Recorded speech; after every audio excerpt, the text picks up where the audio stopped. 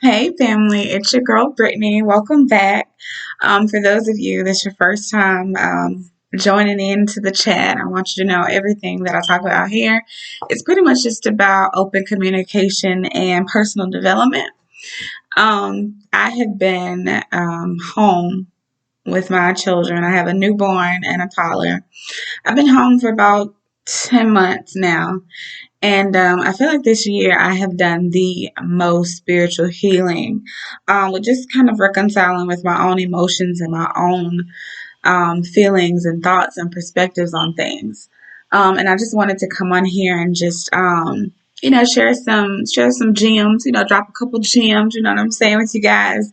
Because I am a firm believer that, you all may hold the key that I may need, be able to drop and share some wisdom with me that can help unload me a little bit and vice versa. And so that's why I wanted to jump on here today.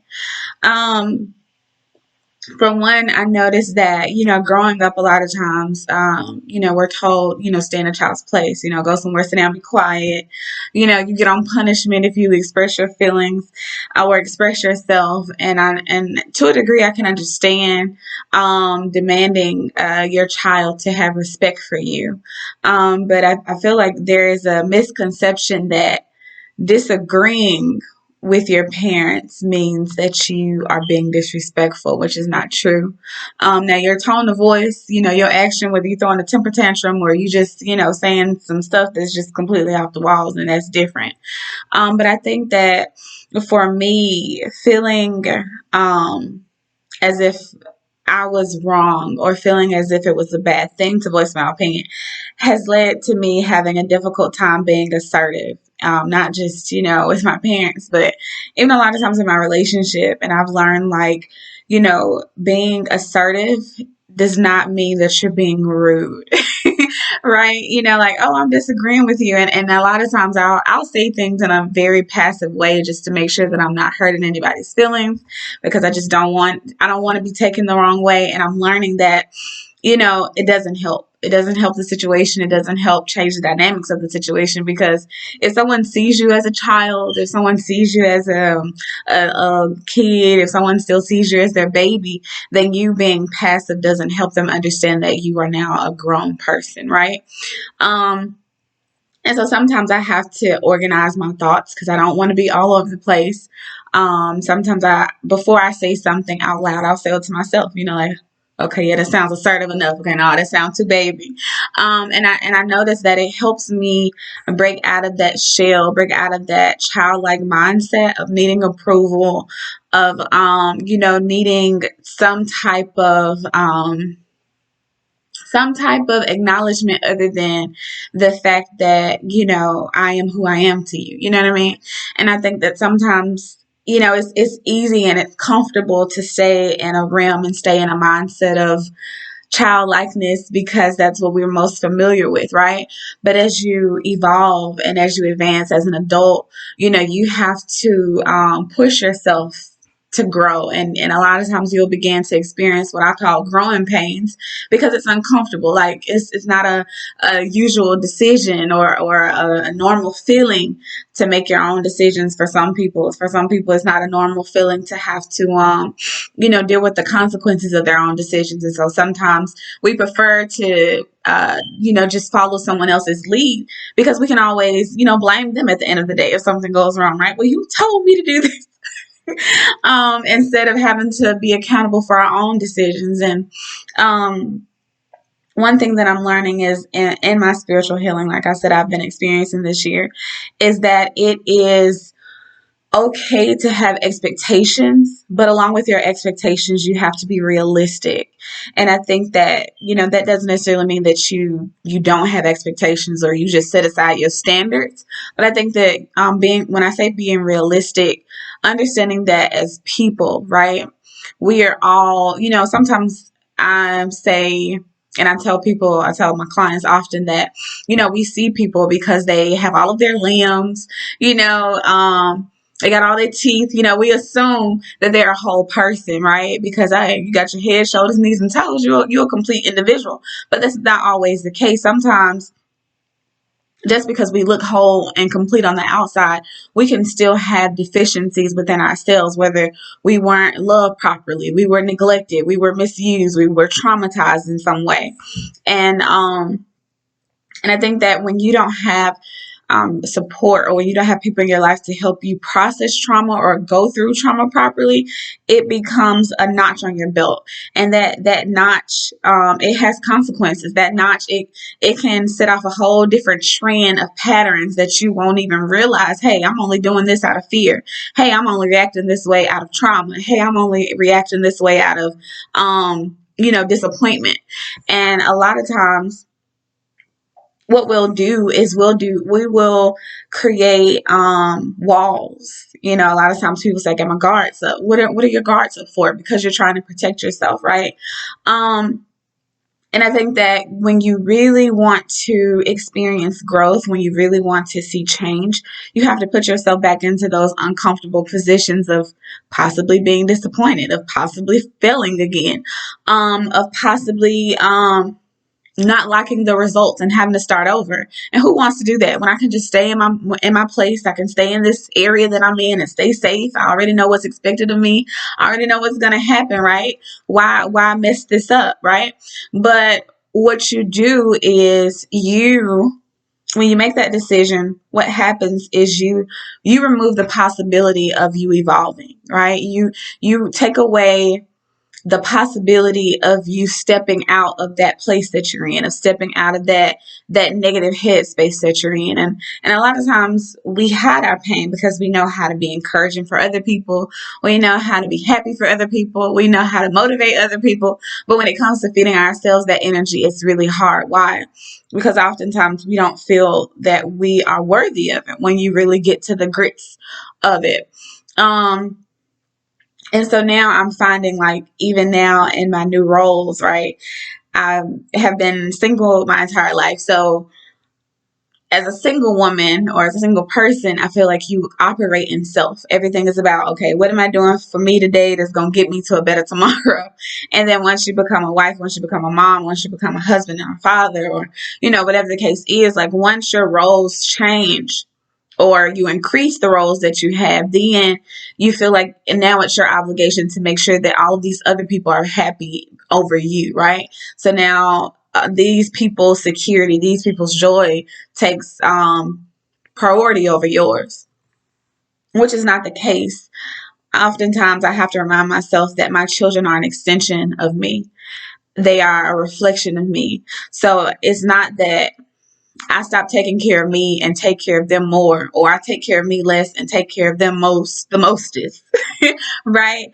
I say that I have to take care of me just as much as I take care of them, and sometimes it's hard to do because you're like, oh, I got only so much time in the day. I got to work. I got to cook. I got to, wash clothes, fold clothes, like how much, I don't have that much time, right? But even if it's 30 minutes, even if it's an hour, and then once you create a schedule, once I've started creating a schedule, it became really easy for me just to be with myself and just kind of be in my own headspace. Because a lot of times, I've heard people say, like, oh, I'm depressed. Why are you depressed? Well, I'm depressed because, blase, blase, blase. Anytime that you know why you're feeling sad, it's not depression. So let me say that again for the people in the back. Anytime you know why you are sad, you are not depressed. Depression is a very serious term. It's a very serious word. And oftentimes people who wrestle and battle with depression, it is something that overwhelms them and can overpower them from the moment they open up their eyes and get out the bed. It can hit them and they have no idea what the source, where it comes from, why. That's someone that's depressed. You being sad about something that you should feel sad about is a normal reaction, and it is okay. A lot of times I find myself trying to avoid being sad. I try to avoid being disappointed. I try to avoid being uncomfortable. Why? Because nobody wants, in my mind, it's like, I don't want to feel that way. That's not cute, right? But it's a normal reaction to have if something triggers that. It's a normal reflex, And so a lot of times I'm finding myself journaling more. I'm finding myself meditating more. I'm finding myself getting to know myself in a way that I wish I would have did like 10 years ago. I think that when you're young, you get caught up in trying to learn the environment around you and learn who likes you and who think you cute and who got it going on. And what your concentration or what it would benefit you most is if you take out time to really learn and really get to know yourself. Um, and I'm grateful to be or to have the mindset to say, hey, I have some deficiencies in this area, so I'm going to need you to be patient with me when it comes to X, Y, and Z. You know what I mean? And then to say to myself, you have deficiencies in these areas, you have to be patient with yourself and allow your healing to come. We want healing to take place overnight sometimes. Like, you would just rather just wake up and like, oh, all that trauma, everything that happened, all this in the past, it doesn't resonate with me anymore. And the reality is that your trauma is a part of your life experiences. They are the things that have created and shaped who you are. So in essence, your drive, your hustle, your motivation, your determination, your ambition, how much, and the fact that despite everything that may have occurred, you didn't allow yourself to give up on yourself is a big testament to the fact that despite those obstacles and despite those trials, you still prevail. And resilience doesn't have to look the same for everybody. Some people will say, oh, this person went through everything and they managed to become a pharmacist and they got their pilot license and, and they went on to do all these great things. But literally experiencing major traumas, experiencing mental, spiritual warfare, experiencing things that would take any average person outside of their character and outside of their sanity, and being able to still wake up and be grateful, being able to function, being able to provide for yourself, provide for your family, provide for your loved ones, take care of them, be a genuine, honest person, be a decent citizen, is overcoming. So don't look at yourself, and what I'm learning, talking to myself, y'all, don't look at your story and anybody else's story and mimic it, compare and contrast it, imitate it. None of that, because there is no, despite whatever has happened, despite whatever you've gone through, there is no other life in this world that's better than yours, because it's yours. Because it's you, and nobody can beat you at being you. Nobody can come in and you know what, I think I got a pretty good, stance on this whole Britney girl. I can be this and I can do her. No, you can't.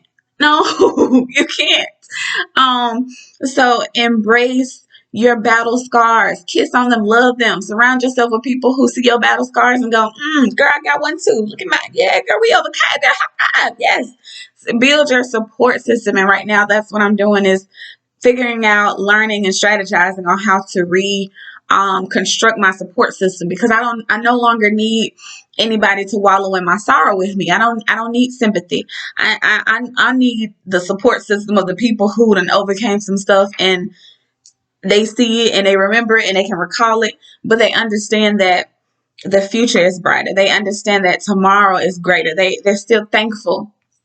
And I think that you have to choose what type of perspective it is that you want to have on your situation. You can look at it one or two ways. You can look at it one or three ways, one or five ways, but it's still ultimately your choice.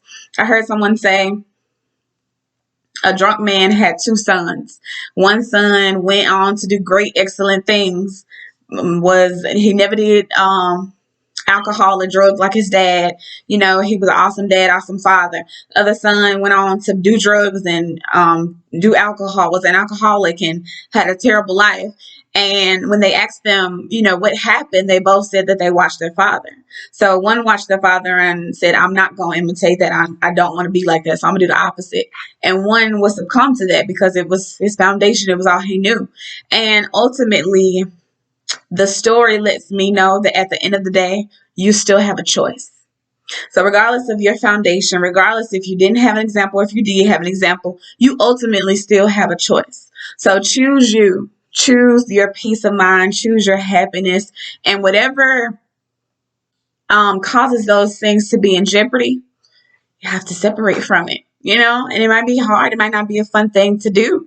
But when you separate and you see yourself thriving, and when you separate and you see yourself feeling better and feeling good, then that's how you know that you have made the right decision. And even if it doesn't take place overnight, that's my toddler waking up.